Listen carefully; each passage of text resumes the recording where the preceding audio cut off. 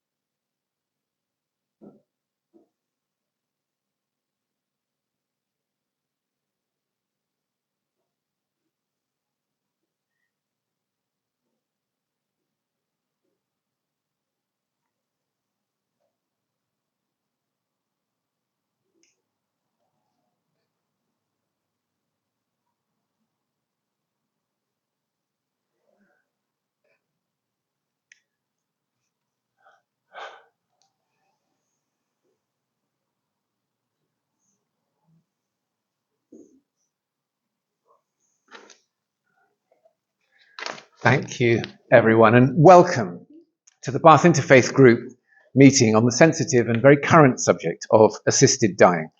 I'm William.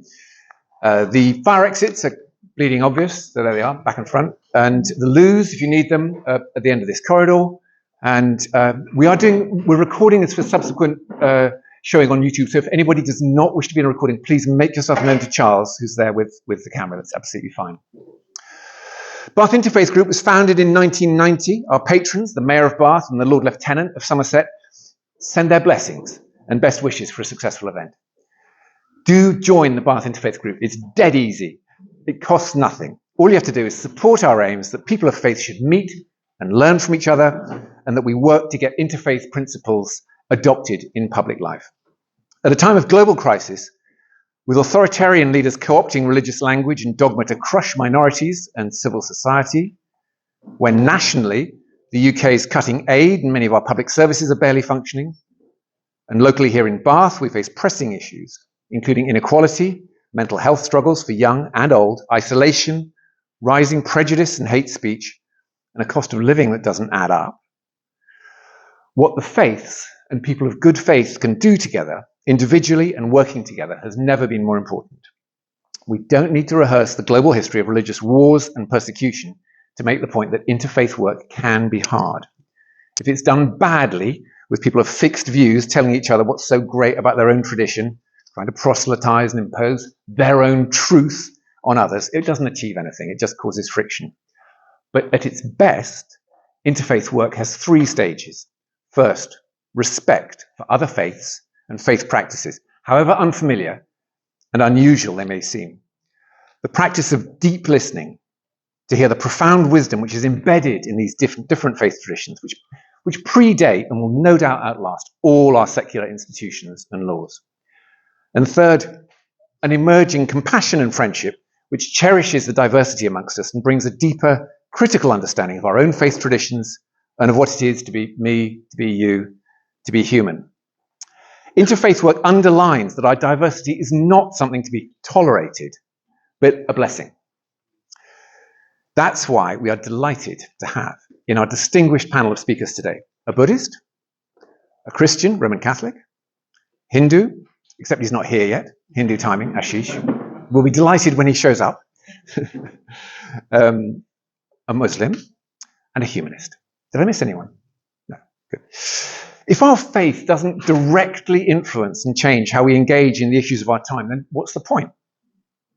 Interfaith work is a way for the faiths to connect with secular society and bring our shared commitment to integrity, compassion, hope, and forgiveness into the public realm.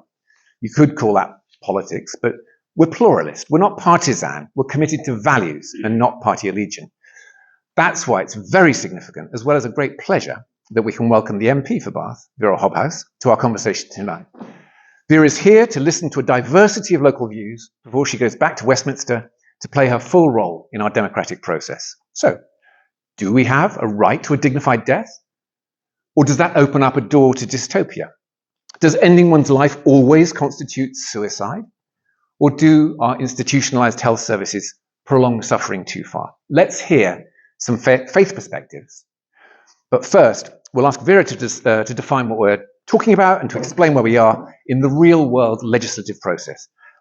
She's very welcome to share her own view on the subject, but I hope she'll allow herself, I hope we all allow ourselves, to be moved by the truths that we hear expressed by our diverse speakers. Vera.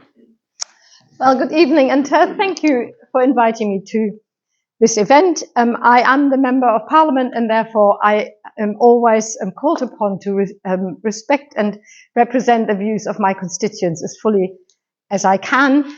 And at the end of it, there always has to come a decision that we make in Parliament. I am the Member of Parliament. I'm also a Christian. I'm quite outspoken about that. I'm a Protestant. I worship at Bath Abbey.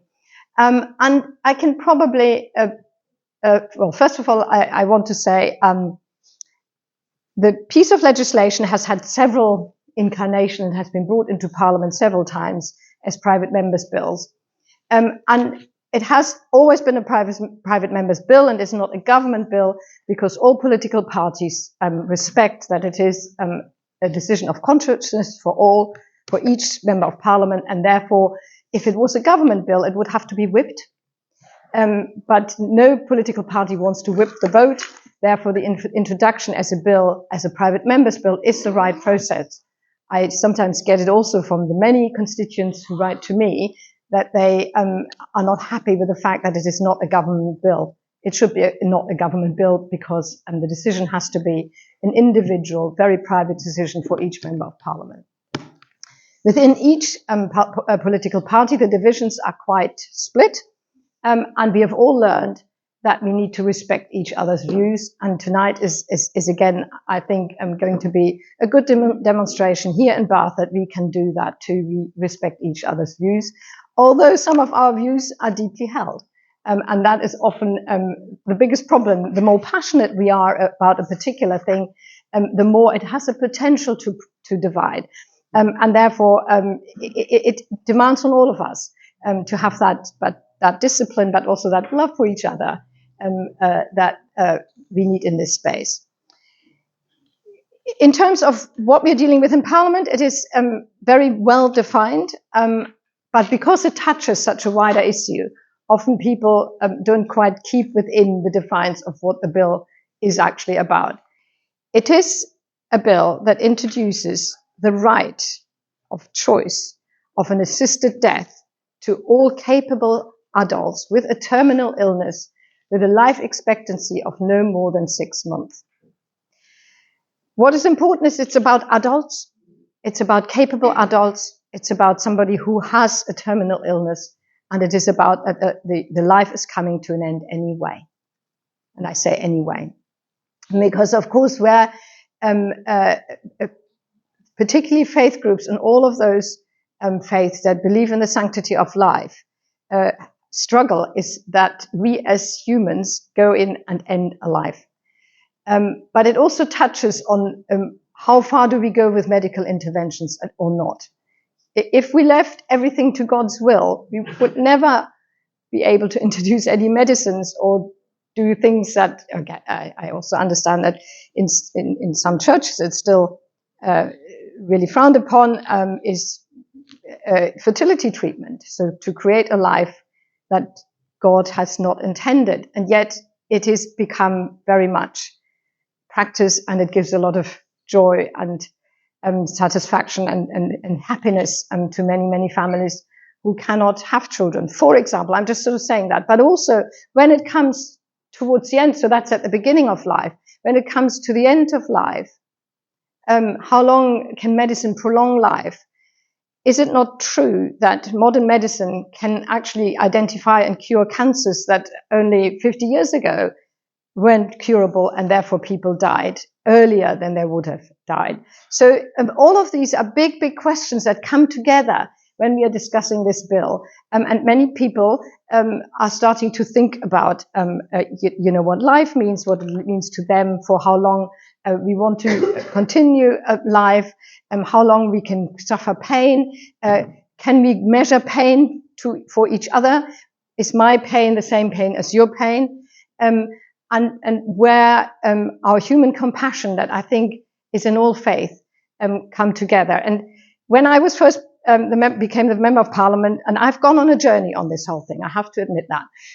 When I was first came in touch with the issue, I was the member of parliament for a month, and Dignity in Dying came to me and immediately assumed, and I see, Matt, you're smiling because you went through that journey with me, and Matt was working in my team for a while.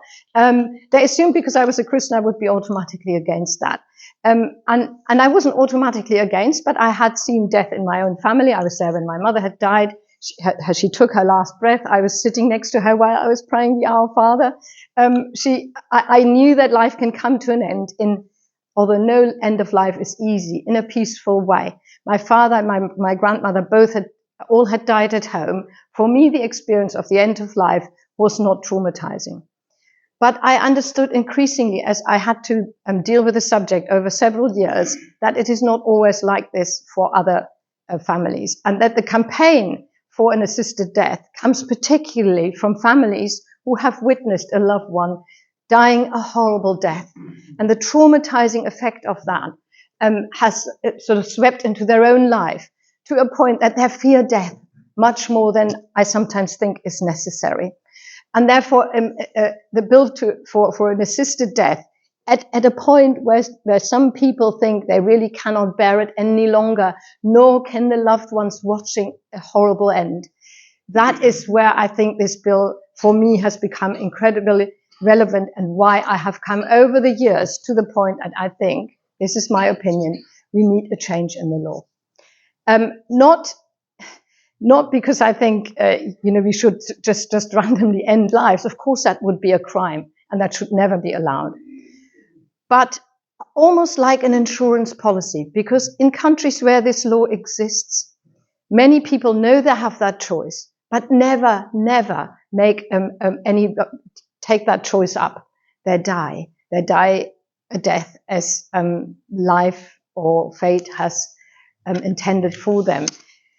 But I think it says so much about us living that we should not be afraid of dying because we have watched a horrible death, which is why for me that law could make such an incredible difference. And why we have to be very, very careful that it is limited to a very specific situation, i.e. it's got to be an adult. It has to be somebody who has a free will to make that decision. There has to be a clear diagnosis within, of course, the parameters that no doctor can tell you exactly the time of death, but where a doctor can make a reasonable assumption of when death will occur. Yes, we have struggled, and this is my last point, with the fact that because I deal with eating disorders, and that many people suffering from an eating disorder suffer from severe mental ill health to do with anxiety, depression, suicidal thoughts, and the wish to want to end their lives. And where people with an eating disorder are so ill that they don't respond to treatment anymore, that a doctor would say, well, if you don't respond to treatment, your life will end within 6 months. That even that would not be a good criteria for an assisted death, because an eating disorder is never a terminal illness. Everybody suffering from an eating disorder through the right treatment pathways can recover from an eating disorder. So all of these safeguards around what is actually a terminal illness, and it's difficult, and the Bill Committee has grappled with all these issues, have talked about it and have put safeguards in place. We are now at a point where a majority of parliamentarians, through their free vote, have passed second reading. That was the first big hurdle. Then it went through Bill Committee, and for weeks and months, parliamentarians have listened to evidence and put amendments in, and we have had the so-called report stage in Parliament, in which a couple of amendments are being read. So we have another Friday and another Friday, at which point we'll probably come to the so-called third reading vote. And at that point, after third reading, if it gets passed, then it will go to the House of Lords, and there it will start through all the stages again, with, again, a large amount of scrutiny. And whether it will pass through the House of Lords is quite a big question. And an even bigger question is whether we are going to run out of parliamentary time. Because if there's a prorogation, you might remember that from a few years ago, prorogation means the end of the parliamentary session, then any bills that have not reached the end stage of all considerations will fall. So the government has got some sort of say in that because it's for them to call for prorogation. And if that happens and we haven't finished with the bill will fall again. That is as far as I can go about the process, but also to let you know where I am personally. But that doesn't mean that I won't change my mind. But Thank you. Okay, so we'll proceed now alphabetically by first name with our speakers. So that means that Isabel Russo will be our first speaker. Isabel is an advocate of deaf literacy. She's launched pioneering liminal time workshops, which are designed to prepare people, the deaf and loved one. And Isabel is going to offer us a humanist perspective. Thank you, William. Do you want me to stand up so you can see me, or shall I sit? Stand? Okay. I shall stand. I shall make a stand. I was expecting to go last, actually, so I'm slightly thrown. I was hoping I would listen to everybody else and then change my argument slightly to make you all think how reasonable I am. But instead, I shall just be unreasonable. So I'm a humanist, which means that I believe that this one life that we have, is the only life that we have. And it's our responsibility to make the best that we can of it through rational thought and our own experience. And its meaning isn't handed down from a supernatural agency or belief in a deity or two or three. It is made by us. We create our meaning moment by moment through our choices, through what we give to the world, through what we experience from the world, through the choices that we make about what's important to us. So bit by bit, we create our own reality. And a humanist believes that it's our responsibility to take responsibility for our choices that we make, either good or bad. And the one thing that really, really, I think, kind of is the central thrust of humanism, which separates it from being a nihilistic worldview, is belief in the golden rule. And I would imagine that all of us are joined in belief in the golden rule, which is that we must live our lives according to how we feel the impact of our actions has on other people. So do unto others as you would have done to yourself. So I believe that how we die and how we support others in dying is a matter of profound human responsibility, not divine instruction. It's one of honest, grounded, informed, and compassionate choice.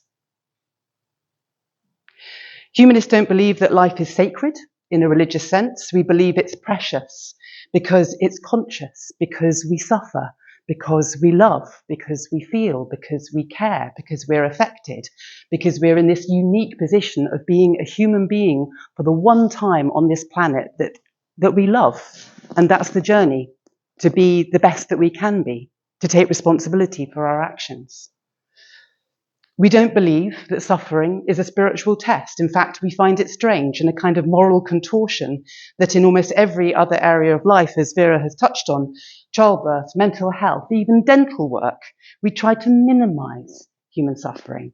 And yet at the end of life, when suffering can be at its most intense, we are told from certain doctrines that pain has a purpose and it must be borne.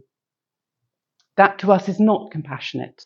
To a humanist, it's not ethical and it's not just. So again, Vera's spoken a little about what the law is and isn't. It's important to note that this is not anymore a theoretical debate. This is actually happening as in the private members' bill, as we've heard from Vera. So I'm going to, just in terms of adding to what's already been said, some people say that it's something that's been rushed through. There's been over 90 hours of debate, 500 proposed changes, 90 accepted amendments. It's one of the most tightly safeguarded laws that have ever been proposed. And Here's what it would do. It would apply only to terminally ill people expected to die within 6 months. It would require full mental capacity throughout the process. It would involve multiple layers of independent review, including 2 doctors, 2 waiting periods, first of 7 days and then 14 days, a final panel, I think this is still correct, of a lawyer, a psychiatrist and a social worker, and a final check by the prescribing doctor at the moment of death. So by international comparison, this is actually the narrowest and most heavily safeguarded assisted dying law in the world. I hear heavenly sounds in support. So humanists support it because it's about choice, not obligation. It's about agency, not abandonment, and it's about dignity, not despair. And we're not asking for anyone to be made to die. We're asking for people who are already dying and already suffering to be given a choice, to end their life in peace, surrounded by love, with full legal and medical support and dignity. And I want to also name here a deeper truth. Too often people say, I don't want to be a burden. It's like the new advertising, huge advertising campaign that's going around about direct cremation at the moment. I don't want to be a fuss. I don't want to make a fuss. But that's not a personal failing. This feeling of being a burden, I feel, is a symptom of a society that sidelines the ill, the disabled, and the dying.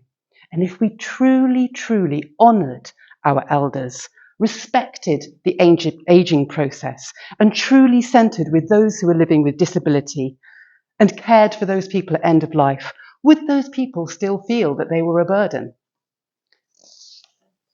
So until we build a society until we build that society where people don't feel that they're a burden, then we must allow them this choice and understand that choice is not always free when it's made in the shadow of systemic failure. The law, I would just want to name some common concerns and some clear responses, because there are common themes that we constantly kind of have that arise. Excuse me if I'm being a bit kind of like top level basic here, but number one, what about disabled people? The law is only for those with terminal illness and full mental capacity. In all jurisdictions where assisted dying is legal, studies show no evidence of coercion and no pressure towards disabled people to take use of assisted dying. And what about palliative care? Well, humanists want improved palliative care too, a review of palliative care. And countries that legalise assisted dying improve palliative care. It's not either or, it's both. They have to coexist. What about hospices with religious objections?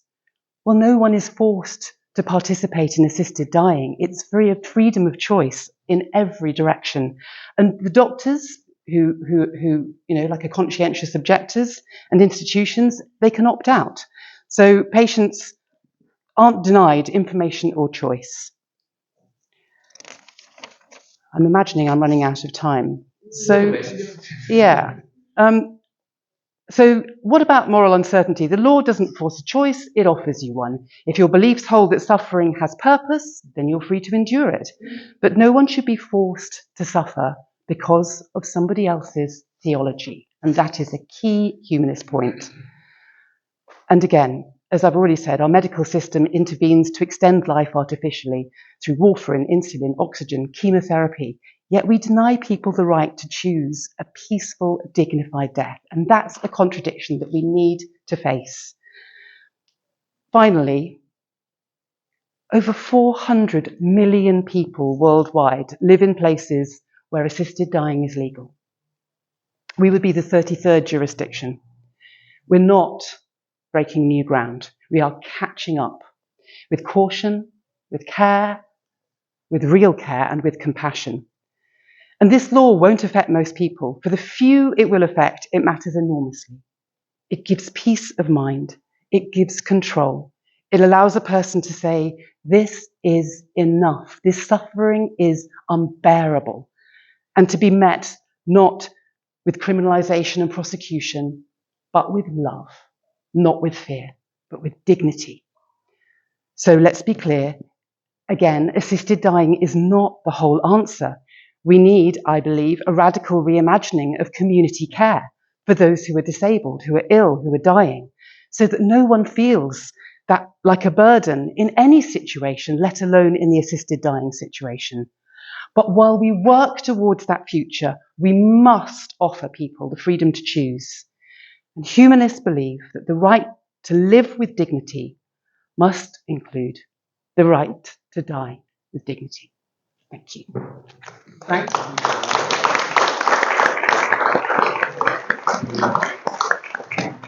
Thank you, Isabel, for a humanist perspective. We will finish up with in reverse order, so you will have a chance to have the last. Thank you. Would you pass your microphone to our next speaker? The name I don't know off by heart. Dr. Jan Gentaku Moisa. And Dr. Moisa is a Buddhist chaplain at the wonderful Bath Spa University. Am I right? That's right. And a novice priest as well. And meanwhile, Vera, if you pass your microphone to John, your neighbour. Oh. Thank you, that's good. Is it helpful if I stand? Yeah, okay. Actually, it's quite good when you stand because suddenly it feels like you become an orator. So much more than when you're sitting down. My name is Jan Gentaku. Gentaku is my Buddhist name. And I come from the Zen Buddhist tradition. And I'm saying that simply because I can't claim to talk on behalf of all Buddhist traditions. And I can't do that on several grounds, partly because I don't understand the fullness of the other Buddhist traditions. But also, I'm a convert. I'm a convert Buddhist, like many, many people in the West are. And I'm not a cultural Buddhist. I didn't grow up with that. Ooh. And so I just want to say that I'm trying to hold a perspective based on a number of key things that guide my practice as a novice priest and also as chaplain and as a woman who is concerned with the world and also with this particular piece of legislation. And I do want to say, actually, one of the things that this debate leaves me thinking is something that I learned from a course that I did over the last couple of years at Winchester on reconciliation and peace building. And one of the things that I found so impressively helpful there in terms of peacemaking methods was the use of agonistic dialogue. And with agonistic dialogue, it has a very simple way of gathering people together. And it's simply about saying we may completely disagree with each other. We may not share the same perspective, but the important thing we will commit to is staying in dialogue. And so for me, that feels like a really important tool to engage with. I sometimes wish on all of the major difficulties that we came across, whether that was Brexit, et cetera, to hold that principle of agonistic dialogue feels really important in this debate. So I may not agree with you, I may disagree with you, or I may wholeheartedly stand with you, but the important thing for me is to stay in dialogue. And in my kind of coming to sort of speak and be part of the panel, I talked to several of my Buddhist colleagues, where do you stand on this? What's your thought on it? And it was interesting when people came from their personal experience.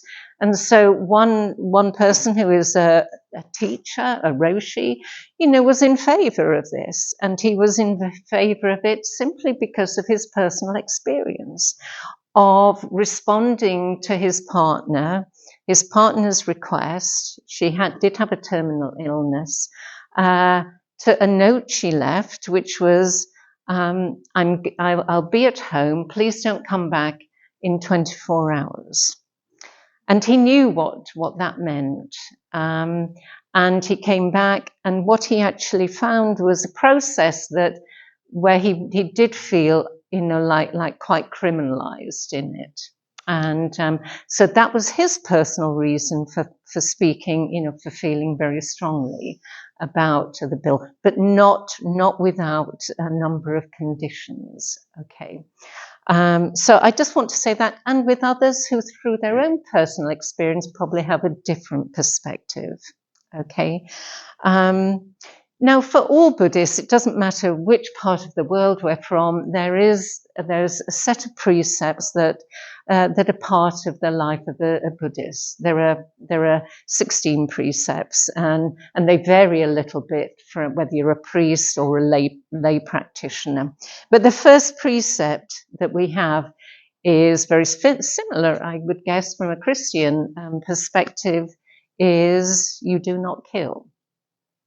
Okay, so that principle of not taking life is the first principle. Okay, and I think what's really interesting is then how do we embrace with that? And we often talk about this as Buddhists, around, well, what do I do? So I just live life. I am going to kill. Yeah, like whether it's the insects that land on my car window, to a whole bunch of other things, So immediately we end up into quite a difficulty with the precept that then invites us to look for deeper teachings. And fortunately, for Buddhists, we have, as part of those precepts, written way back in the 5th century by somebody called Buddhaghosa, was the Vinaya, which again has all of these stories of guidance to how to live. And one of them does focus on euthanasia. And actually, when you read it, it often comes up with answers that do suggest, at the end of the day, no, like the not killing trumps everything. Okay.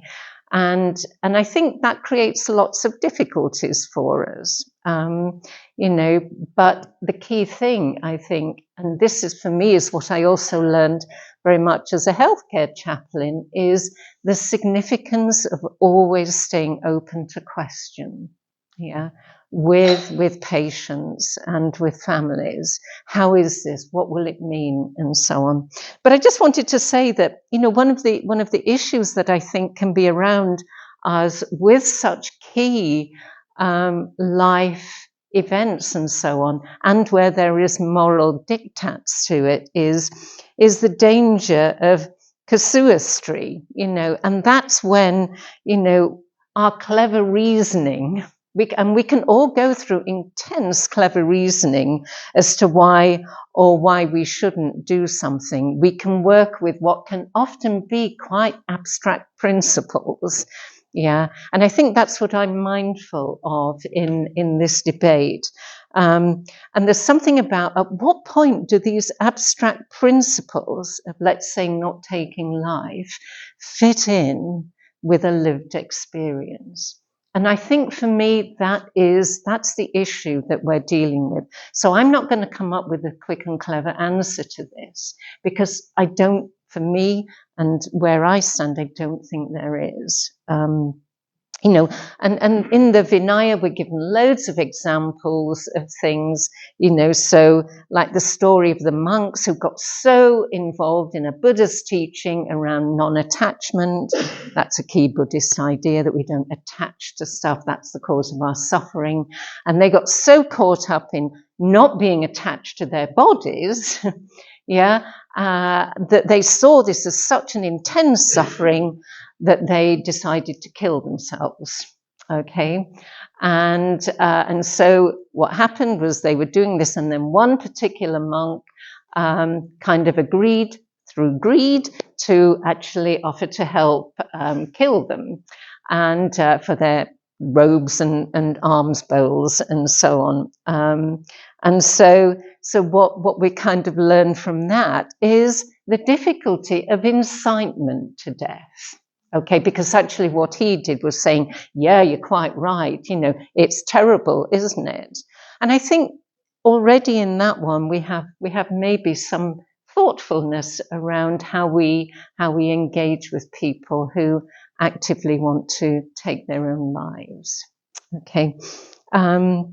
So there are various other things, and there is also the issue of then, which again, from a Buddhist perspective, I'm often holding that precept of being, not killing, with a precept of compassion, which, as you probably know, is a very key practice from a Buddhist perspective.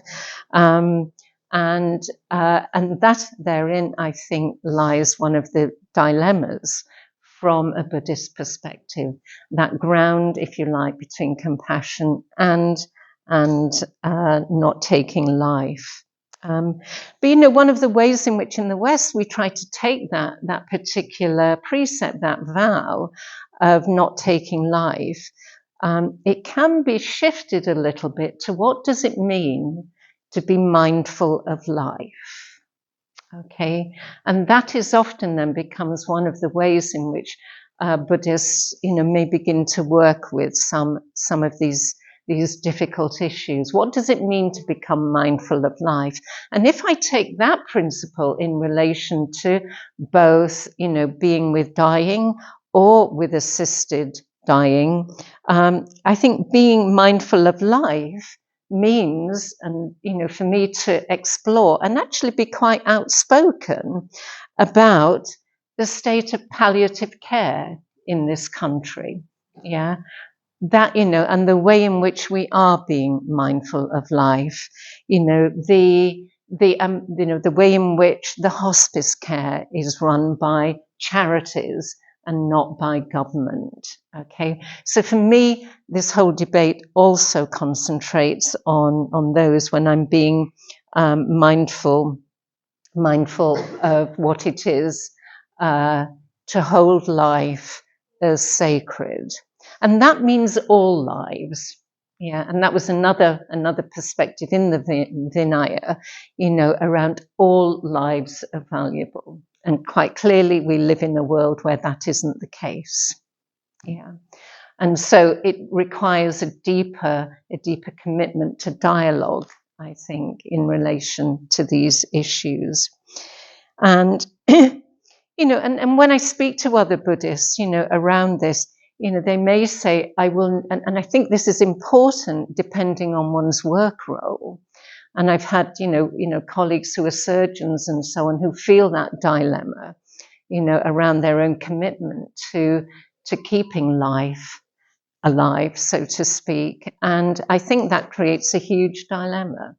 And so I think I'm just wanting to say that whatever our particular religious or spiritual journey, sometimes the job that we do also has an impact on how we respond to assisted dying and so on. And I've come across one issue which I think is really interesting. I know of a Buddhist Zen group in Vermont, in the USA, where assisted dying is allowed, if you like. They call it medically assisted dying. And that particular Zen community was having and continues to have a debate around, do they offer a room, a suite, in order to enable someone to receive medically assisted dying? And for me, that's a really alive debate, a really alive, lived experience of what, medically assisted death, brings. Okay, so I'm really aware I'm just putting out a lot of issues, to be answered without maybe a particular definitive answer, because I think the key bit in all of this is it's partly circumstantial. It will depend on, on the individual wishes and so on. But as we already noted in that story of the monks who wrongly understood a teaching, that in many ways we could see that voluntary euthanasia as being questionable. I think that's the part of the teaching story, you know, when voluntary euthanasia isn't quite what we seem. So we have to keep asking the questions, I think. So maybe I'll just leave that there because I've probably gone way over too, and I look forward to sharing this, you know, a discussion. Thank you. Thank you.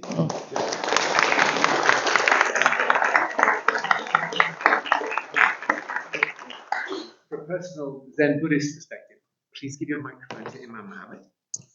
Does that mean I have to stop being attached to it? You have to renounce the attachment to your microphone. So our next speaker is John Bunny. John Bunny is Roman Catholic Christian. He's also a consultant surgeon at the RUH and a senior lecturer. So he brings both a deep faith and a deep professional perspective. Thank you very much. So I am going to give you quite definitive Catholic and biblical answers, I like to think. But before I start, I think it is important to acknowledge that we all care deeply about human suffering. This is not a debate where one side accuses the other of not caring, or worse, of being malevolent. So much discourse now is combative and fails to recognize the value in diversity of opinion.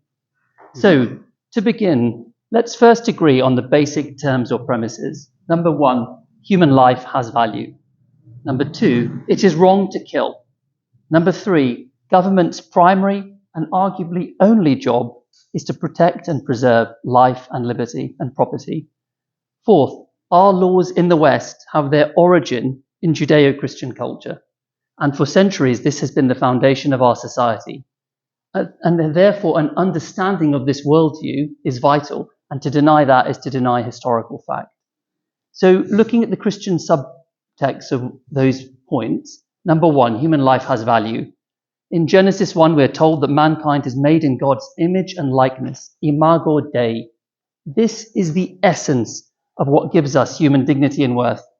For us, God is the creator of heaven and earth, all that is visible and invisible. We do not believe that impersonal matter is the final reality. A lot of quantum physicists don't think so either. And we do not believe that our humanity is a phenomenon of social adaptation. We know that mankind is loved by God. The central tenet of Christianity is that God so loved the world that he gave his only begotten Son, not to condemn the world, but to redeem it. The prophet Isaiah tells us that God engraved us into the palms of his hand. So mankind, we believe, is very special. It is wrong to kill. The fifth commandment, fifth for us as Catholics, on solid stone tells us, thou shalt not kill. Of course, as Christians, we render unto Caesar what is Caesar's, but that relates to things which belong to government, such as taxes. Only God is the Lord of life. And it's our belief that if man's law violates and perverts God's commandments, then we cannot accept it.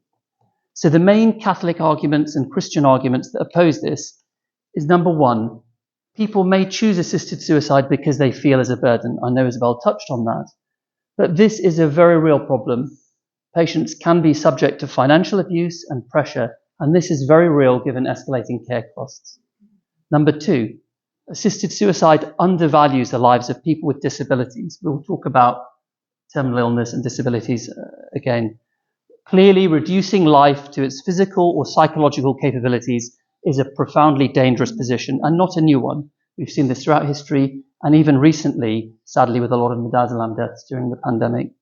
Number three, probably the most key point, there is a demonstrable slippery slope. The evidence from every single country in which such a law has been passed is crystal clear. The circumstances in which the taking of life is permitted become broader and broader. Look at what's happening in Canada, first world country. Patients are being euthanized not with a week to live with incurable malignancy, but cases of even deafness or depression. In the Netherlands, even this has been extended to tinnitus. An industry of medical assistance in dying has now been born out of this and may even be privatized. Doctors, once guardians of life, have now become purveyors of death. Once the genie is out the bottle, one cannot legislate. The idea of safeguards is just not borne out in fact. We have seen this in many other things, unfortunately, such as termination of pregnancy. Very limited and difficult emotive cases are cited. We think it'll be a small number, and then what happens in 2022, it becomes over 250,000. Assisted dying may start with these small, tragic, limited cases, but the evidence is it goes on to more.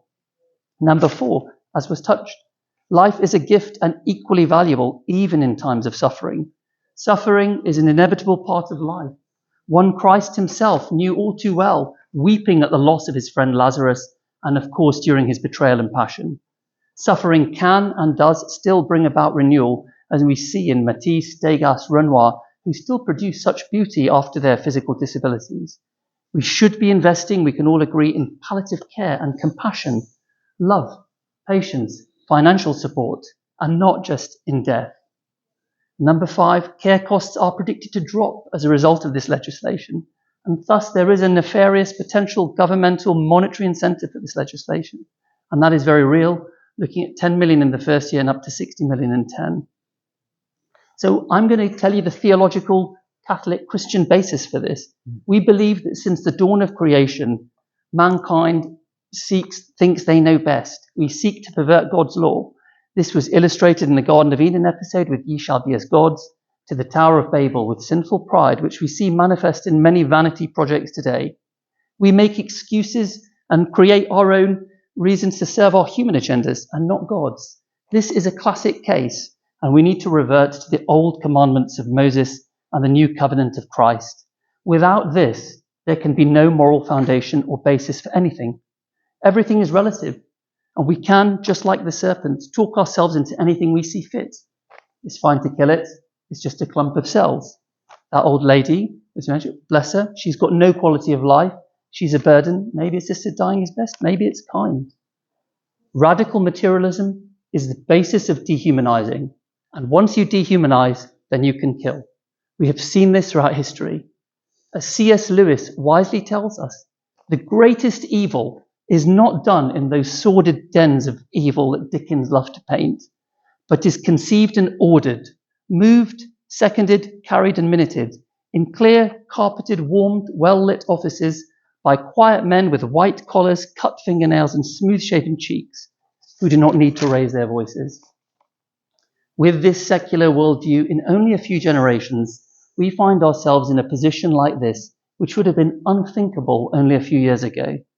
I believe that a combination of emotional blunting, letting down our moral guard, fear of being outside the norm, and general apathy that our instantaneous and consumer culture encourages have all allowed this. It is dangerous. As G.K. Chesterton tells us, when men stop believing in God, they don't believe in nothing. Instead, they believe in anything. We are not wise Ubermen, as Nietzsche dreamed, but instead, as history teaches us, and William mentioned, subject to huge state overreach and dystopias. We believe, as Catholics and Christians, that the devaluing of life, both in and outside the womb, shows how misguided and lost we've become. Evidence for us as Christians that the devil is truly in charge of the human heart, and we have no one to blame but ourselves. Like Eve, we invited sin in. We turned to the snake and believed that we can be as gods, in charge of life and death, creation and destruction. And we believe this results in a world overflowing with sin, death and misery. It's clear to anyone who knows in their heart what's right and wrong that we cannot allow this bill to pass. We know it doesn't sit right, and if we go for it, we will not be the same country anymore. We will be worse. The last thing I'll say is that as Catholics and Christians, we recognize we cannot do it alone. We are not Ubermen. We are in need of salvation. And for us, Christ is the ark who rescues us from the flood, and it's through his blood that we're all saved, and like St. Paul, can see with new eyes.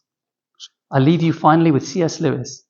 I believe in Christ like I believe in the sun, not because I can see it, but because by it I can see everything else. It's obvious we need to reject this motion and invest heavily in palliative care and compassion, choosing life over inviting death. The ultimate foundation for Christians and the ultimate rock in this shaky world is Christ. So as Christians, we believe that we should all repent and believe in the gospel and choose life over death. Thank you.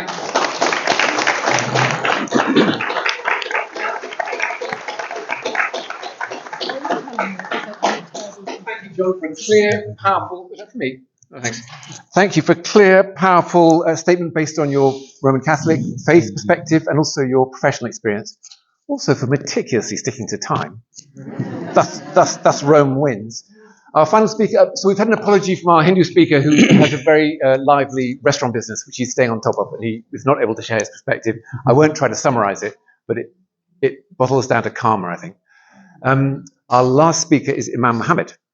I'm just going to get something, so please go ahead. I should say, Imam Mohammed is, as well as a distinguished academic, the Imam of the Bath Mosque, and we're very glad to have you. Thank you so much. Thank you so much, William. Being last is being lucky and unlucky at the same time. As Isabel said, I had time to absorb many of the arguments that were said before me, but I'm also unlucky in the sense that, you know, many of my arguments have already been destroyed by Vera and Isabel, but also supported by Jane and John. I like to think that we are not really in a conundrum, but rather in a spectrum. We're not really debating complete opposites, but rather, you know, literally spectrum. So it all depends on which starting point to begin with. And that's where we can really come to terms with this sort of disagreement.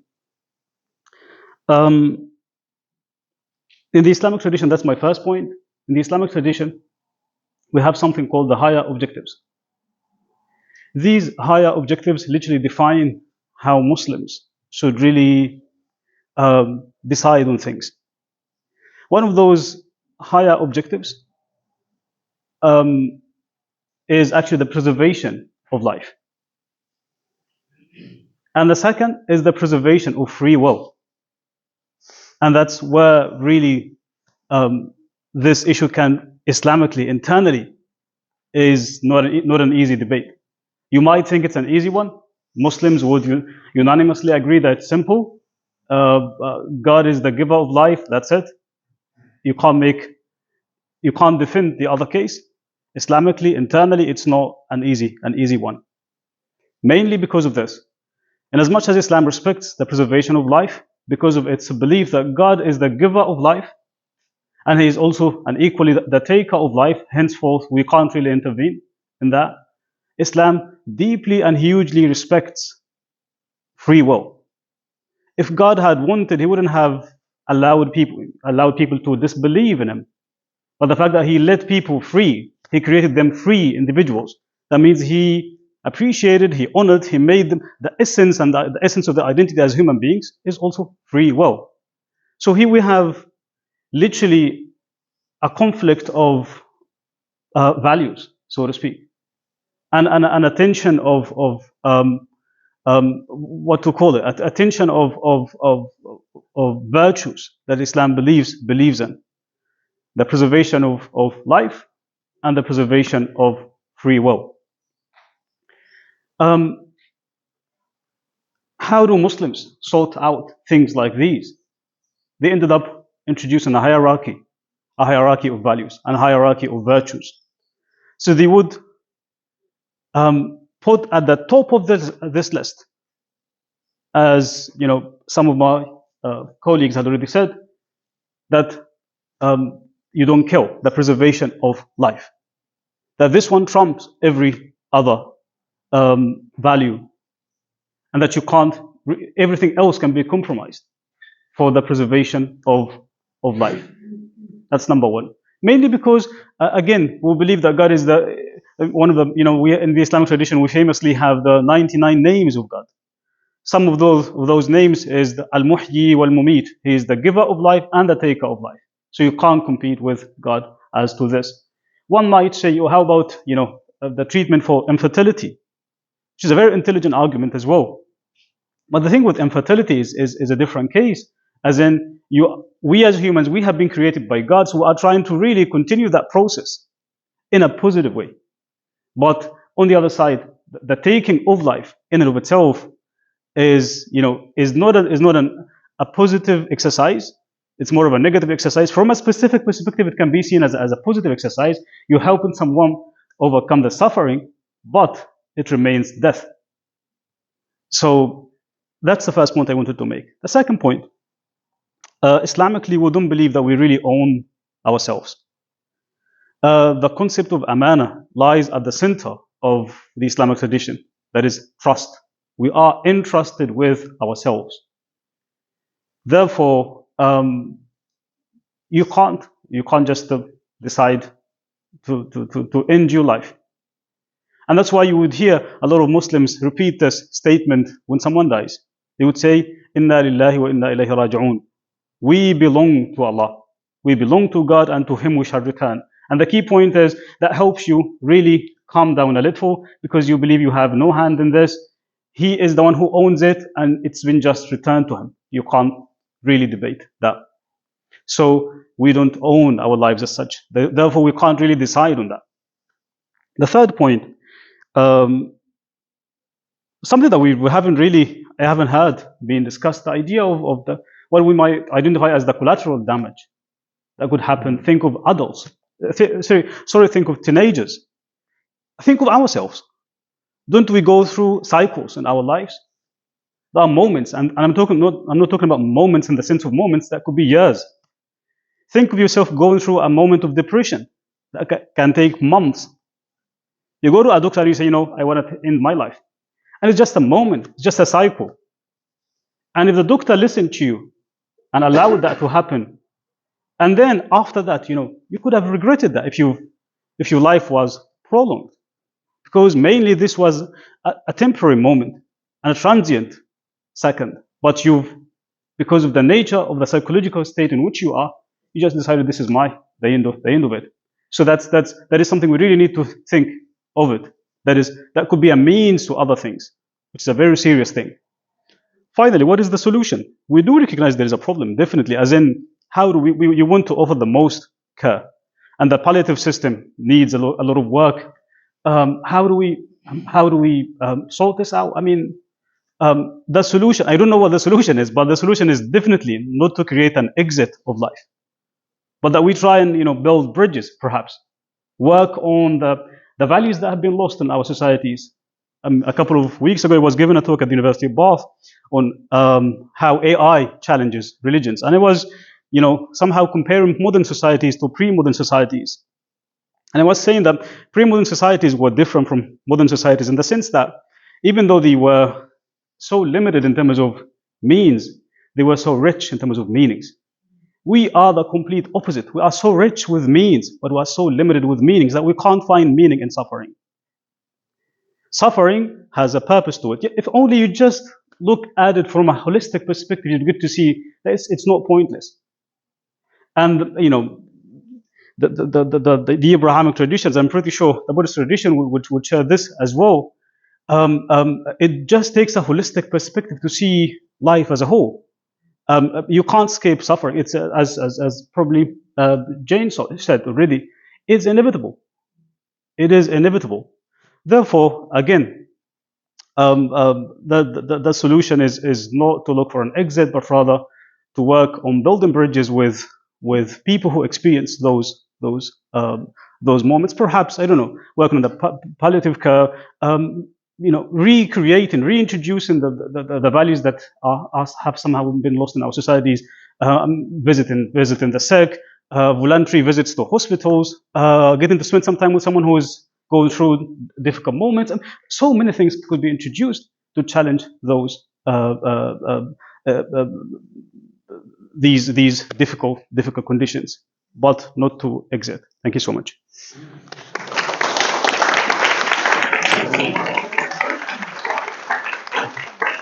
Thank you, Imam Mohammed. I think we're really blessed to have this diversity and depth of views, and so I'm really appreciating all those interventions. Thank you so much. I think we're going to take interventions from the floor. I guess this could be two sorts. I mean, you may have a point you wish to make. You may have a question you wish to put to the panel generally or to a specific speaker. If you're making a point, an intervention, please keep it reasonably succinct. And if it's a question, please say who you'd like to address it. So who would like to start, if anybody? If no one would, I'm going to ask Vera what she makes of it so far. Yes, sir. I'm an atheist that lives on this planet, and despite that, I have a deep love for myself, and I've tried, much in the way that Isabel talked about, to be a good person within my definition. I have a deep love for myself, and one of the things that means is that love means that I would not allow myself to suffer a long, protracted death. I will end my life when that happens. And I strongly feel, and I totally respect your religious point of view. I would vote, I would support, I would protest for you to be able to make your own choices. But why does your belief, which isn't my belief and isn't many people's belief, affect my ability to make that decision of compassion and love to myself to end my life when it happens? I don't understand. I do understand some of the logical arguments, and clearly the stuff around coercion and what have you, although that we'd have to look at what the evidence for that is, and that would presumably be a crime. But I don't understand, just because you have a view of your God, which is fine, why that affects my ability to give myself the love and compassion in that situation. So I'm open to anyone who's from a religious persuasion, I guess. So I don't know who'd like to follow that point up. And essentially, you're on the side of exercising your free will, although and free compassion to myself. But there might be collateral damage as the amount of damage put out and implications for those around you. Would anyone like to add to that? Matt? Okay, so as the Druidism, as the Western tradition of reincarnation, so I believe my soul is immortal and is on many journeys. But I want to be deliberately provocative to say that the Abrahamic faiths have all got a history of being able to kill when it's holy, like holy war.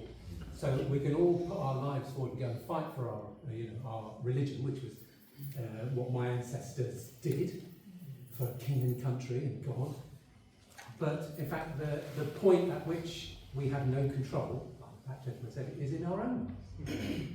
So killing's okay. So I take Hypatia was a pagan, pre-Christian pagan philosopher and mathematician. Bishop Cyril found her a threat and ordered her taken from her home and beaten to death in the street. So it's perfectly, killing's okay if you justify it one way, but for the self, in terms of that love and respect, and I've just watched my father die, and he really wanted to be allowed to go home and die in his bed so he could look out at his beloved garden. He had to stay in the hospital, and he died on his own in an anonymous hospital room at 6 o'clock on a Friday morning with nobody around him. Now, he's Roman Catholic, so I'm sure you'll be very pleased with him. But for the rest of us, that wasn't good for any of us. It wasn't good for him, it wasn't good for any of us. And I think what established religion does is take away that personal freedom. And I believe, obviously, we have a tradition of honour, living with honour, dying with honour. And as that gentleman suggested, to have to do what another faith wants is offensive. Thank you, Matt. Any more contributions from the floor? Or I may ask Vera to sort of respond to what she's heard so far. So, yes, a couple in the front row. So mine's a request for information. Could you speak as loud as possible? Thank you. Speak loud. If you could, thank you. Mine is a request for information, and it doesn't sit well with either of the first 2 points, so you might want to group it with something else. I'm interested in more information about the slippery slope. I've read and heard various things, and anecdotally, for example, in Canada, apparently a woman was telephoning to find out why was there such a long wait for her electric wheelchair, and the response from the person she spoke to was, "Have you thought about assisted dying instead?" Which doesn't sit right with me. Yes, so I think somebody mentioned the Netherlands had included tinnitus. Yeah. So I think on that point, if we just dive into that, I think, John, I heard you say there was evidence for a slippery slope. Yeah. And Isabel, did I hear you say there wasn't evidence for a slippery slope? So who wants to go first? Both together. Yes, no. John, I'm sorry for your loss. That's obviously tragic, and I think we've got to be really careful to distinguish between individuals who, as Catholic, we're all flawed. I mean, I happily fall short every single day. So I think whether Bishop Cyril said something or someone did that, I think we're trying to talk about general principles. And I mean, just war, that's a separate thing, but I think in general the principle of the Abrahamic faiths, and it's a shame we didn't have any Jewish people here today, it is wrong generally to kill. I think your point is very valid. Look, we're all different. The world is full of different people, but ultimately we have to all live together and work together.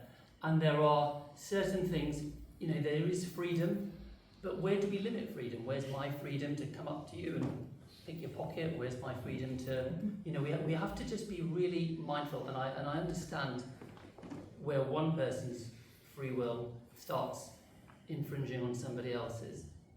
But I think in answer to the slippery slope, the evidence is pretty clear. Cardinal Vincent Nichols wrote a very nice letter about it, outlining it. And we do know that in Canada these things start off, and I'm sure this is nobody's bad.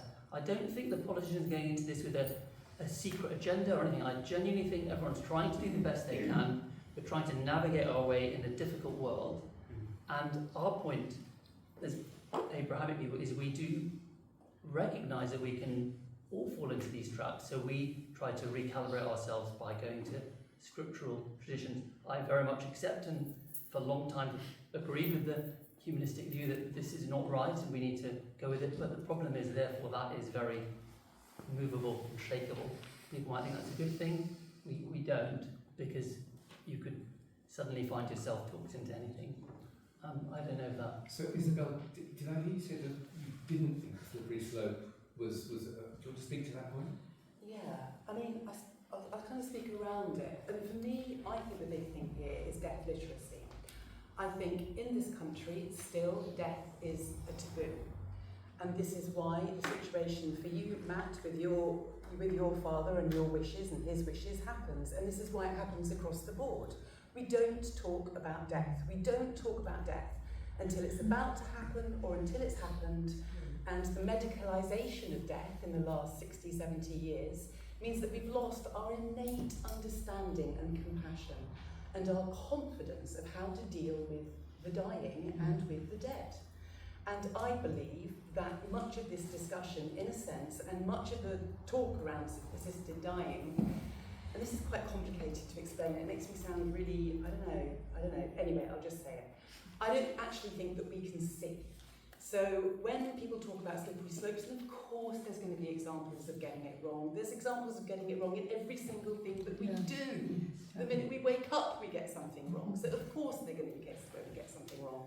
But what I really believe is that if we got death literacy right, if we taught death literacy in schools from the age of 5, 6, and people were comfortable with the concept of our human mortality, we would be having a completely different conversation today. And the examples that are being held up as being an example of a slippery slope wouldn't be that. It would be an example of an intelligent decision. It would be an example of autonomy, of agency, of compassion. So that's where I'm coming from, in a nutshell. Sorry, the financial abuse, I think, is a very important one. We do have to talk about it. I am very aware of cases, as a practicing hospital doctor, of patients who have a life-limiting illness, difficult to predict, as you rightly said, nobody can say, and they have to sell their house for care home costs, and their children are expecting that their inheritance is now going to be burned in 6 months or 12 months, and they're not, I'm not saying they're telling their parents that, but there is that feeling of my life is nearing its end, everything I worked for, I could lose my financial things, I'd rather pass that down to my children than my grandchildren, and that these are real difficult, complex things that we have to grapple with. And I agree, education, of course, but we're all flawed human beings, and we all are subject to these. John, that's 2 bites of the cherry, and I think this like 2 bites of the cherry as well. But briefly, though, Vera, do you want to intervene after that? Yeah. After, yeah. There's just something here, I do respect what you say, and I mean, in the whole care, I mean, it just speaks again to the whole care situation and the fact that how expensive it is. It's ludicrous. Yes. So this needs to be reformed. It's outrageous, and almost every single family I know at the moment is facing this problem, and it's agonising. It's awful. However, oh my God, what I really wanted to say I've now lost. We have the last No, word. no. It's about, okay, we have to look also, we have to throw into this conversation the fact that we are now keeping people alive. Yes. I mean, so now we're keeping people alive unnaturally, if you talk about the natural span of human beings' life. We're giving them all kinds of drugs. The Hippocratic Oath of life is more important than anything else, but what quality of life are we talking about?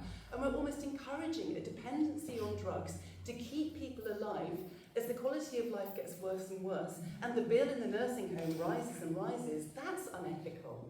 Okay, that's two big bites of the cherry. Vera, do you want to say something?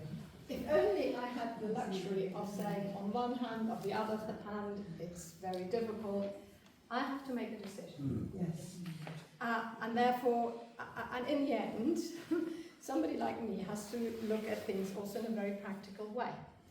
And the practice of law is, of course, that it's never perfect. We just have to make sure that we pass the least imperfect laws as possible. And as I said at the very beginning, I have come to the conclusion that the current situation needs to change. Simply because too many people actually take their own lives. And it is also not good enough to say, if I may, that the state should not interfere into all of this. The state does interfere because it criminalizes as soon as a suicide or a bystanding suicide happens. Yeah? And therefore we have to deal with that reality. And if it is about the sanctity of life and the preservation of life, we are actually sometimes shortening life because people take their own lives when they can, rather than actually allowing people to have the insurance policy, which is what I said at the very beginning, to just have it. Doesn't mean that they're using it and they die a natural death. Too many people, and that is an evidence, take their own lives at some point in a horrible, terrifying way. That then creates agonizing and terrible, traumatizing memories for the loved ones, for the living. And faith is also for the living, not for the dead.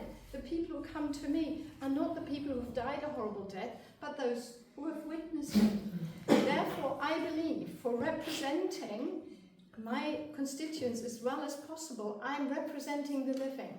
Those who've seen that and who are afraid of death because they have seen a horrible death. And why the evidence, and I do take the argument around a slippery slope, and I take that very seriously. I do not absolutely reject things like I've asked for an electric chair and they offered me assisted dying. That is just fake news. It is. Yes. It doesn't happen. What happens and what should happen is, of course, that possibly somebody makes a reply like that. That does mean it leads to an assisted death. We have got so many safeguards in place to make sure that the decision is not made out of because a relative thinks that you're a burden. For that reason, there should be that panel of experts who gets to the bottom of why somebody is asking for an assisted death.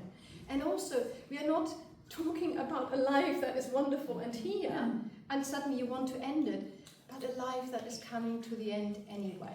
Yes, we might be talking about days and weeks, and yes, within our horribly expensive care system, that might mean another £10,000 that might be on the family's mind, that they might lose it. But again, what loving relative would say, I wished that my lovely mother is dying now. I remember the last days of my mother. Each day I wanted her to be there for a little bit longer.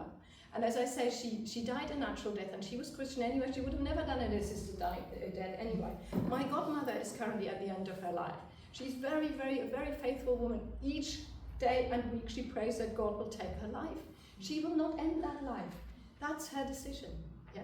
And she doesn't even have a terminal illness, so that she's not well, but she hasn't got a terminal illness.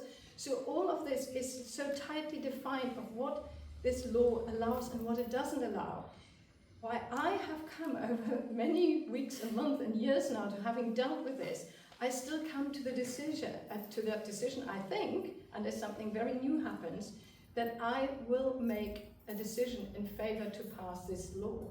That doesn't mean that I don't hear the concerns that have been raised, that I do not understand also Christians' concern about the sanctity of life. I keep saying I go to church. I hear in church, and I go almost every week, and you know that, I go to the Abbey, and there it says, you should love your God, you should love your God, and you should love your neighbour as yourself. Those are the most important laws. On these two commandments hang all the laws and the prophets. My compassion, that's how I justify my faith, and while I can pass this law without feeling too much of a compromise with my own faith, the compassion I have for others, that is my highest principle. And therefore, yes, there are of course conflicts. Yes, it is of course interfering with life. I get that. But if I really believe that my compassion, my love for my neighbour, and if it is my neighbour who tells me I cannot cope any longer, I should not tell them whether they should suffer any longer. And therefore, for me, even with my Christian faith, and even with my belief that we should value and we should and life is absolutely sanctified and given by God, I still think I can sort of make that peace within myself about passing that law, because for me, on all those laws hang all the laws and the prophet. On these two commandments, love your neighbour. That's why I do it.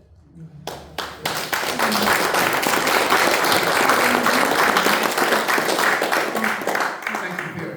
Can I steer the conversation into the sort of legal, moral, I see legal, moral and practical implications of the loved ones around the person who is suffering?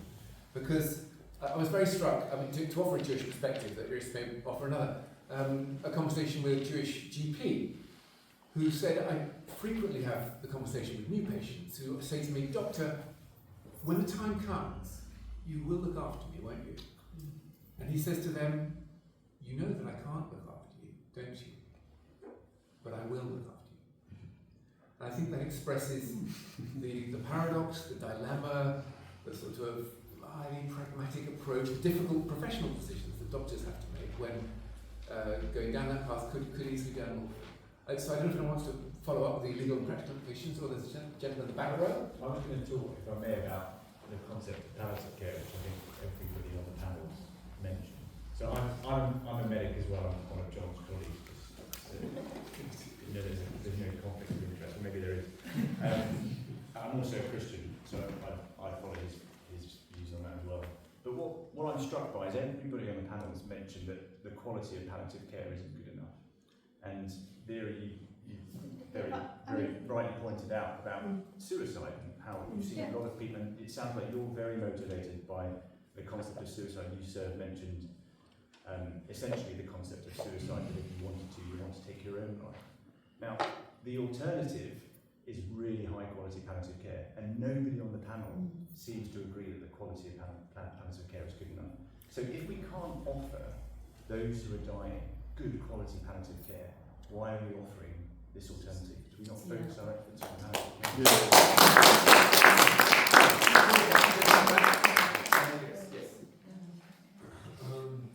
In 1967, there was an abortion bill that was passed in the UK around 1967, and it was similar to this bill where there were two doctors. I mean, the conditions were that there were two doctors that needed to confirm that either the offspring would have posed a risk to some sort of health, or the woman would be at risk as well. And there was a third condition which I do not remember correctly. But the point is, those were very stringent conditions.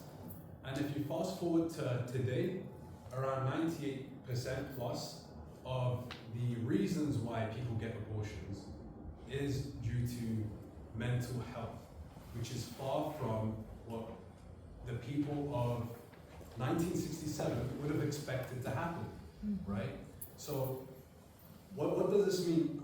I want to really say or mention the social decay, or the decay of societal values that I'm sure everyone has experienced. And I just want to highlight that within abortion specifically, and then you can extrapolate that with assisted death, right? Which is within abortions, you could say for the young people of today, my generation and even younger, which affects your grandchildren and hopefully my grandchildren, right? Is that there is a lack of value in, say, relationships in general. What happens as a result, people are now having, people are prioritizing sex over even just communication with another person. It's a hypersexualized world that people of my generation now experience, right? This is a definite societal decay of values.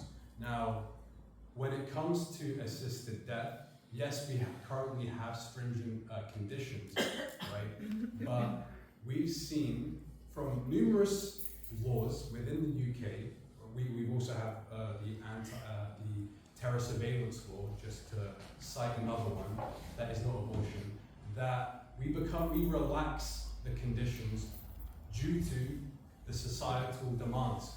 Not what we want right now. Everyone here is going to pass away, right? Say the next generation, right? This is what this law really affects, right?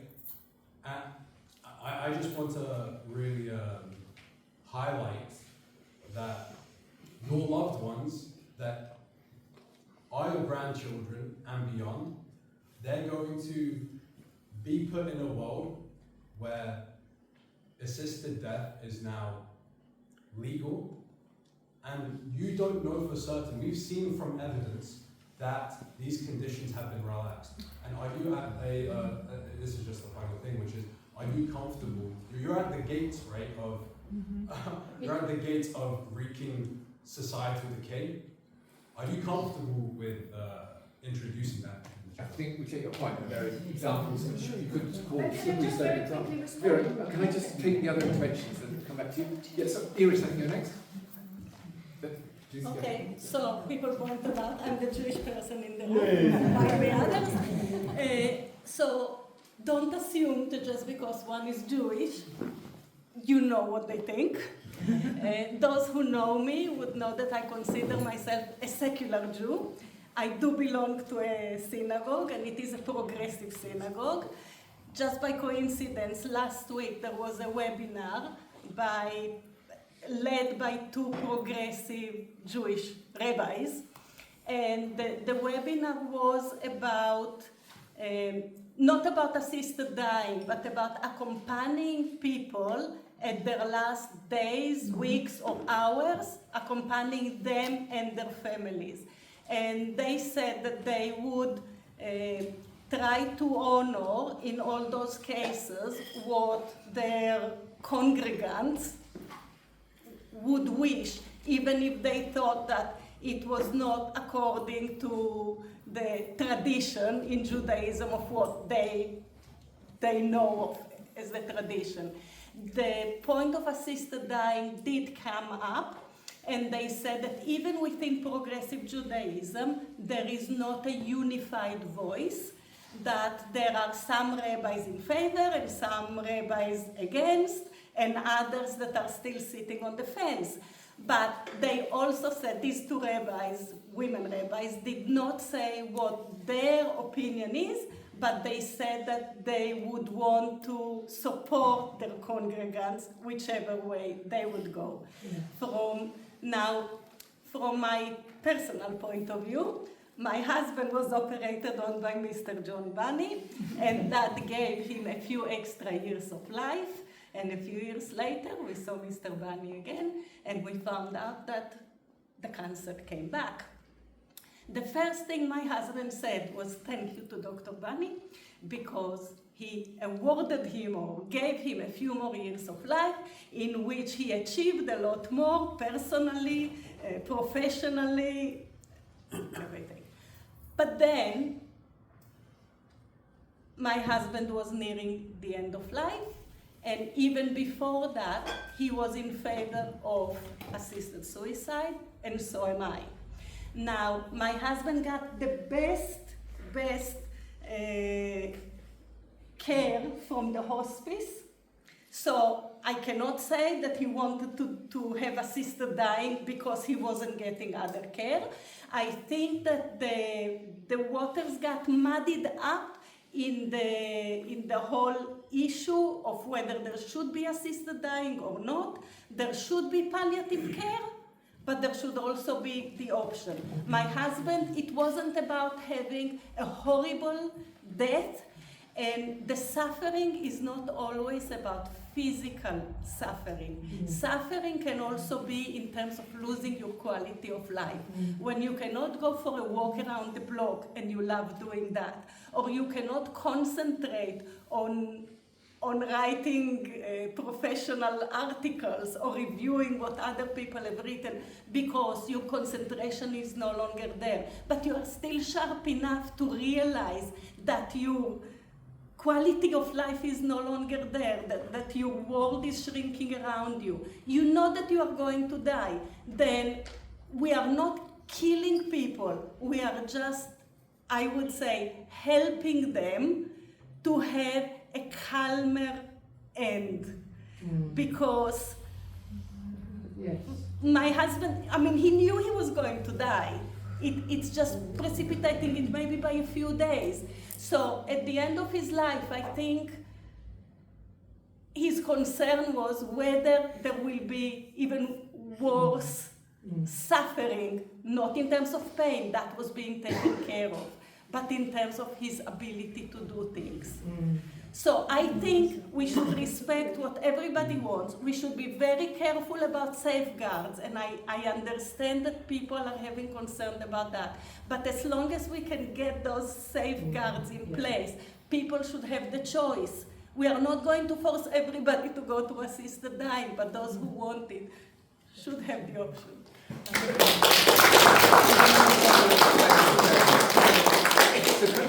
I'm going to ask for a quick show of hands. If you have not been moved by anything you've heard tonight, if you've not changed your mind one jot, would you please raise your hand? Okay, so that's quite a lot of shifting and movement for some people. I didn't check the panel, by the way. So, can I just ask at this point, so it's like 25:22, we promised to finish by 9, we've got to be out of here and completely cleared up by 10 o'clock, so we're not going to overrun. I think a quick chance for the panelists to respond at the end would be good, and then at the end a quick chance to hear from Vera. So I think if anyone has a really substantive and concise point, something we haven't heard and wishes to make it, now's the chance, but let's keep it brief, please. 1, 2, 3, 4, 5. Really quick, yeah, Hugh. The slippery slope argument, I mean, you're making a law now that is a certain set of laws. To argue, well, at some future point the law will be different, well, every law is like that. When that change the law happens, then we can have a further discussion about that. I agree, probably it will be a slippery slope. Your point about societal decline, to me, is societal evolution. And yes, in 20 years' time, the law probably will be laxer, but that debate can be had then. We can't, every law, say, what will it be like in 50 years' time? Can I get assisted death on the NHS, or do I have to have a private insurance to go to Switzerland? Well, it's about freedom. I think the medical professionals can respond to that a lot better, but the whole point is, of course, to set up a service within the NHS that would then, and it is a service and nobody's forced to be in there, and that's the difficulty of how we set that up, but it would be an NHS service to which you can apply, and the specialists who you see will be an NHS service, and then you can of course say, and what if that takes a year and so on and so forth, what about the delays and all of that, but it is intended to be an NHS service. Sir? Yeah. There's 3 more, sir? It was a question, and it was really just wondering whether there's been any research done on an estimate of how many people would take this up were it to become law in its current form. Do we know how many? And it's a much tougher bit of maths, but I think it's a singularly important one, is how many families do we feel are going to feel a pressure or a difficulty of how they manage this law if it's implemented? In other words, the downside of the other. Do you see what I mean? Maybe somebody can pick that up in their closing remarks. Thank you. Matt, you were saying? Sorry. I was just thinking, what is it you sign up for? Do not resuscitate. Yes. So that's one way of choosing your death. Do not resuscitate. But I was just going to say, what is so wrong with my dad being allowed to die on the Tuesday at home, looking out on his garden, with me there, because I was still there, with his wife there, as opposed to the law insists that he had to die on his own on the Friday, just a few days later. Mm. You know, that's the tragedy of the way things are. But look at, he had 2 fantastic years at the end of his life. He had 4 lots of cancer. He was given 2 years to live. He had an absolute blast. The care was fantastic, and then he tried to squeeze in a couple more months and didn't get away with it. He got pneumonia. They said that's it. There is no recovery. So he knew he only had days left. And I think in that case, it's not fair. And I say to the younger people in the room, I would choose to have an assisted death. And the question I would ask you is, knowing what I believe in, knowing that I would want to die on the Tuesday in my own bed, looking out on my garden, would you have mercy on me and let me do it? I think there was a good question there. Anyone here? Yes. I've got a question here from someone who can't be here tonight, and she did book in. She's actually caring for someone who's quite sick at the moment. It's a question from Nicola James to you, Vera. It's so I'm just going to read it. It's how can you justify supporting assisted dying legislation without first ensuring access to palliative care, mental health support and social care for all, in a system where people already feel pressure to die due to poverty, isolation or being a burden. Offering assisted death risks legitimizing neglect. What specific safeguards will you demand to prevent this law from becoming a quiet route for those failed by the state? So this is a question from Nicola James to you, and she apologises that she can't be here. So we may ask her to pick that up in her final remarks. It's quite a long question. If you want to put it in front of Vera, do that. So I think the last intervention comes from my co-chair, Jackie. Thank you. Your point was somewhat swallowed up about palliative care. John's colleague at the back here, because you've got quite a loud response, and so we didn't actually respond to it. I'd like to really pick up on that with John, perhaps Vera as well. And my question is, when in these discussions over assisted dying, there's so much mention about palliative care. And I'm wondering, why is it that we are not looking at that first? I mean, if someone comes to a hospital with an infected foot, we don't cut the leg off at the limb, at the knee, in order to prevent the infection spreading around. You give antibiotics. So why is it that we're actually not looking seriously at palliative care first before we're going down this route? I'm going to ask Vera to pick that up in her... I'd like to hear from John, actually. Well, John's also having final remarks, so I think... so it's 8:45. I think what we're going to do is go around our panel speakers in reverse order from how they spoke before. I think it's sort of a couple of minutes, if that's all right. And particular focus on anything which you've learned or which has struck or moved you. It's not necessary to restate things that have already been said, I think. But Imam Mohammed, would you like to start? Yeah, sure. I had nothing particular in my mind, to be honest, to close with. But I definitely benefited from Elizabeth's points and Vera's points, and from the very, very intelligent comments from the audience, which speaks to the nature of this conversation. It's not an easy one.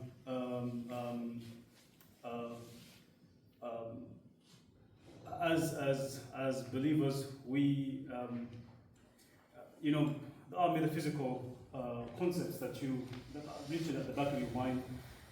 You can't really think without those, and if someone doesn't share those physical concepts with you, it's not easy to really make a good case. In the very same time, we live in a world that respects diversity, which is a blessing, absolutely. What I wanted just to say in a nutshell, my mind has been broadened about this whole issue. Thank you, Isabel. Thank you, Vera. It doesn't mean I agree, but I mean, at least now I understand better what is behind it. Thank you.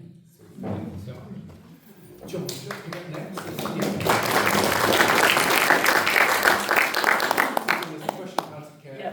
Look, I think this is a really good, as I said at the very beginning, like, this is not where we're all arguing. We all share, I think we have one thing that we have in common is we want to try to relieve and alleviate human suffering. Suffering is inevitable, it's ubiquitous, we want to try to relieve it. I think our perspective is that there should be better ways of doing it than killing patients. At their request, with their consent, with 10 signatures or not, that's ultimately what it comes down to. And I understand completely what you're saying, I respect it. I used to think it for quite a long time, actually. But trying to navigate how we manage so many different people, I think, is key. But your point about the laws in future is it's a line, you cross the Rubicon when you do it. I think that's what our concern is, primarily. I think palliative care is crucial and it should be invested in, and it could be so much better. There are many ways we can, and palliative care is not just physical suffering relief. You know, thank you for mentioning that. Of course, I didn't. You know, but you know, there's psychological care, spiritual care. I mean, the chaplaincy team, as digression, are brilliant. The amount of patients I see in their records who've been seen by them, and they're a handful. And that is what we should be investing in. I agree entirely. That is what we should be focusing on. Access to proper regional anaesthesia, access to spiritual care, trying to get blocks for patients in chronic pain. Once you can see that as an alternative, then your eyes are open. I think there is this danger of the acute response of, we're all human, it's scary, I don't want it, I want to have control, I want to opt out. We all understand that, but we need to try to be patient and have financial support. All the money that we have for many things that are not worth spending on, we should be focusing on it. And there is a real danger in our fallen world, again, as a very Catholic, of there is a benefit. The state will save money with this. Yeah. And that is a real concern. Every day in the NHS, I can talk to you about what a financial disaster it is. We had emails about it today. This is something we just have to be mindful of. And I think the problem is, as I said, once you cross that line, there ain't no going back. We're not in Kansas anymore. It all changes, and this is, like that gentleman said, a seismic shift. Everyone goes into it, good intentions. There will be safeguards, there will be this. It will all change, and in 20 years it will be a very different place. Hopefully. And our belief is it will be worse. You might think it will be better. But that's the diversity opinion. I hope that answers the question. And thank you for listening to the debate. The last thing I'll say is, this is an interfaith. We've talked only about the theological perspectives. I'm very happy to talk about the medical risks and complications of when the drugs don't work, patients are paralysed but still alive. Look up, if you're interested, Baroness Elora Finlay, Baroness of Llandaff, who's a palliative care consultant in the House of Lords. I'm sure you're probably aware of her. She has spoken very eloquently about all of this, much better than I can do. We are really even talking about the religious or secular perspectives. There are many non-religious perspectives, political, practical, etc. But thank you for your time. Thank you for asking me to speak.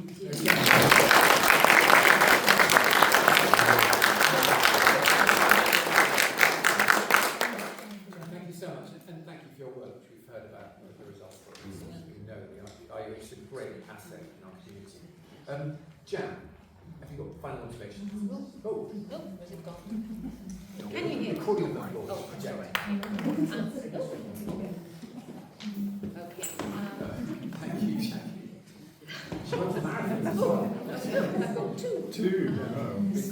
Getting in stereo. I just want to kind of be clear that when I was simply holding two perspectives, I think. And that doesn't mean to say that I have an opinion on assisted dying. And my personal opinion is that I feel very supportive of supporting people in their decisions of both life and death. That's me personally. But I do have concerns, and primarily I think what we're noticing is what services are really available to people. And we've looked at the provision of palliative care, mental health care. You know, for me, being mindful of life is about ensuring that we as a society really provide for people. So I'm making part of my being mindful of life is about looking at the provision there. And my other bit around being mindful of life is also for, both the patients and also families of people who are having to make this kind of decision. Either whether you prepare for it, as they do in the Netherlands, and I do have a Buddhist colleague who was already prepared for her euthanasia. Okay. So for me, another issue that we haven't talked about, and I'm sure that many people, whatever their faith, will try to make sense of this with people from their particular spiritual traditions. And I wonder what kind of services, the various faith traditions and also people of no faith, the kind of spaces that get created for people to make these kind of choices, and also for families. How do we share in those discussions? How are people supported? On decisions that are incredibly painful. Yeah, I don't think of, in my working within hospital, these decisions are really painful. So there's something about the resourcing of a service that whether it's counselling, spiritual care, call it whatever, that helps people come to grips with decisions that often include difficult feelings like guilt, shame. You can name a whole bunch of feelings that come with it. A fear of what their spiritual tradition will do to them. Okay, and it seems to me that it's about that kind of provision that feels really important in offering. Okay. Thank you, Jen.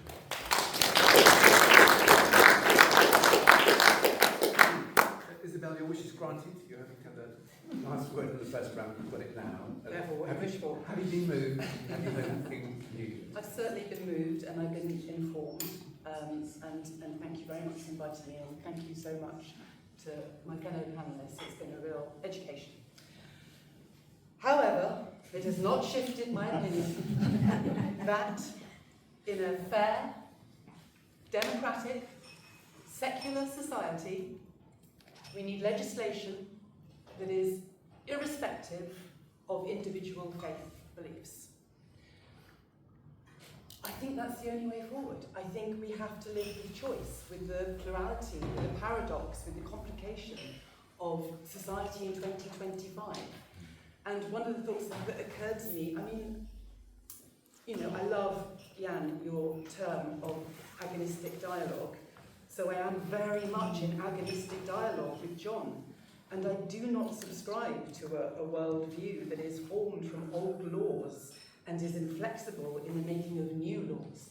New laws that are about evolving and growing and embracing the complexity of who we are as 21st century human beings, where women have the vote, where things that were allowed in 5th century that were horrendous are not allowed anymore.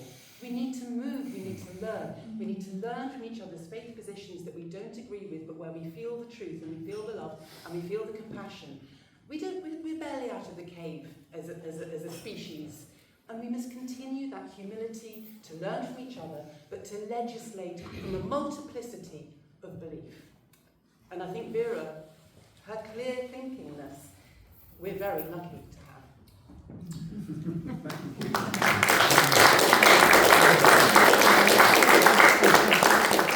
So Vera, the last word does go to you. I think you've made your position clear, and I kind of doubt that we've got you to change your vote, but can I ask, are you now more confident that when you go back to Westminster, you can really say you've heard the diversity of your constituents' views and learned from them, and taken that into account as you take part in these next debates? Well, first of all, thank you for putting this event on.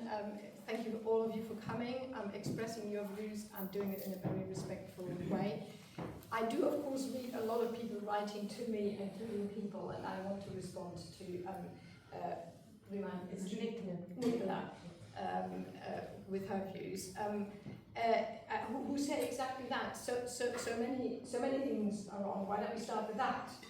And that's a little bit the same as you saying, why don't we start with palliative care? And I think everybody has been saying here, and we have totally agreed that palliative care could be so much better. But it's not an either or. And I sometimes think that it is slightly debating away from where it is now necessary. As I said, I've come to the conclusion that we need to change the law. And yes, of course, you could always say, from your personal point of view, that might be the open door of a slippery slope to a society that you do not want to see. I'll look back at the last 50 years of abortion, and originally it was just intended for very limited number of cases, but society has made this of it. I can honestly not oversee, and the case has been made, what is happening in 50 years' time. I'm not going to be here. Therefore, society will make its own thing. We as legislator don't have the hypocrisy to think that we can sort of fix the world or set the world in stone. We can't. We can only respond to certain realities in life. And we have to be, and I keep saying that, we have to be quite practical. And for me, and this is why I think you have summarized in the life and the death of your husband very beautifully, where the reality for so many people is. We can think about it in principle terms and our own principles and what we think about it, and then life happens. And something else comes into it. And for me, therefore, it's always the most important to talk to people with that lived experience, who can talk to you so eloquently about what the end of life was, the last few days, the last week. And that's what I tried to have done when I came to make to my decision. And I have been on a journey. I have changed my mind, not today, but over the last 7 or 8 years. Because I've listened to a lot of people who've come to me and talked to me about their experience. And for that reason, I believe, in a very limited way, we need to change the law. Okay. Thank you.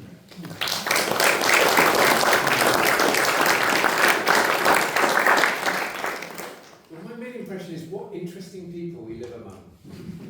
And what profound insights are available to us when we listen to the different faith traditions and people of no faith, of good faith. So, I think now is when I say some thank yous and you spot who I've missed. But thank you, Vera, for taking time out of your really busy schedule. And thank you, Team Vera. This is the most important bit that I do. We are legislators, and therefore it is important to get it right. So I'm here because I have to be here. Can we have a vote of how we all feel, please? Hands up, all those in favour of the assisted dying bill as set out. Wow. And hands up those who would oppose the assisted dying bill as set out. There's a lot of don't knows on there. Yeah, okay. How many don't knows? Can we see the don't knows as well? Yeah, hands up who doesn't like putting their hands up. But thank you to the Interfaith Group colleagues. Matt, for a generous donation of apple juice. If you haven't tried it, it's the best. Thank you to Jane for organisational skills, finding this place and getting it all properly booked and getting us in and so forth. Oh, that's right. Here it is. Thank you for pioneering cashless payments for the Interfaith Group, which is a real breakthrough. Please try it out. The event is free. You're welcome to make donations, and we have the technology to take donations, even if you haven't got cash. Cash also welcome, of course. We have small expendable volunteers, obviously, but there's things like online services, the website which Aaron created. Thank you.